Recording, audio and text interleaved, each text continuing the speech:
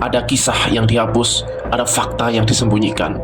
Saya akan membawa kalian ke tahun 1985, ke tengah ketegangan etnis di Yugoslavia.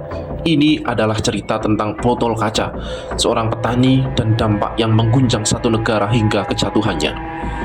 Kita mulai dari Kosovo, wilayah kecil yang dihuni mayoritas etnis Albania, tetapi dianggap tanah suci oleh Serbia, sebuah tempat yang tak pernah benar-benar damai.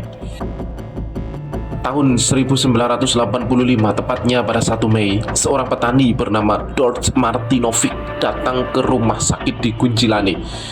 Dia terluka parah dengan botol kaca pecah tertanam di anusnya. Luka yang terlalu brutal untuk dijelaskan dengan kata-kata biasa. Đorđe mengklaim dia diserang dua pria dari Albania di ladang. Namun, hasil interogasi militer Yugoslavia mengatakan bahwa luka itu akibat masturbasi anal yang gagal. Pertanyaan pun banyak bermunculan. Benarkah seorang pria berusia 50 tahun, petani sederhana, akan melukai dirinya sendiri dengan cara seperti itu? Atau ini adalah kejahatan kebencian yang sangat nyata?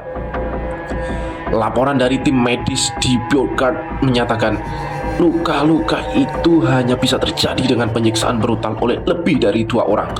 Tetapi Profesor Slovenia Dr. Jens Milicinski memiliki pendapat berbeda. Ia menyebut bahwa Martinović mungkin melakukannya sendiri untuk kesenangan hasratnya. Dua kesimpulan yang bertolak belakang, tetapi satu hal yang jelas, ini lebih dari sekadar insiden medis. Kasus ini kemudian disulut menjadi bahan bakar narasi nasionalis Serbia.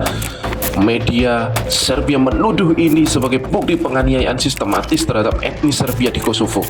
Dobrica Kosic, seorang tokoh nasionalis, menyebutnya sebagai genosida terselubung.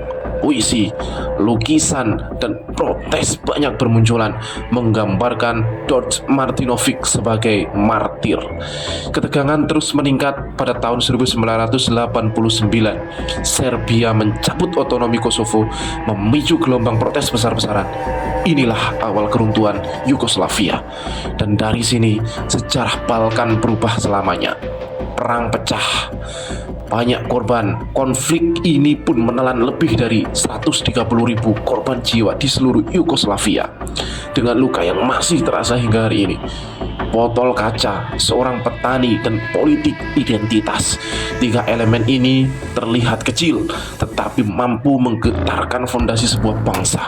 Jika kita belajar sesuatu dari kisah ini, itu adalah jangan pernah meremehkan dampak dari sebuah kejadian kecil di tengah arus sejarah besar.